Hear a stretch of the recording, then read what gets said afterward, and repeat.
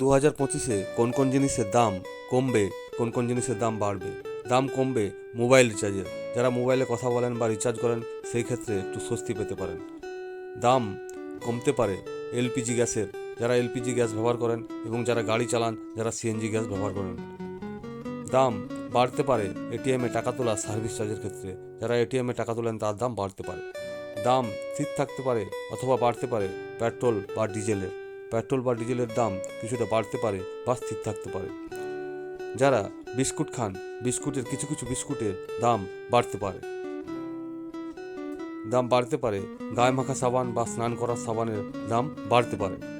সেই সঙ্গে দাম বাড়তে পারে সুরাপ্রেমীদের, যারা সুরা পান করেন তাদের দাম অবশ্যই বাড়তে পারে।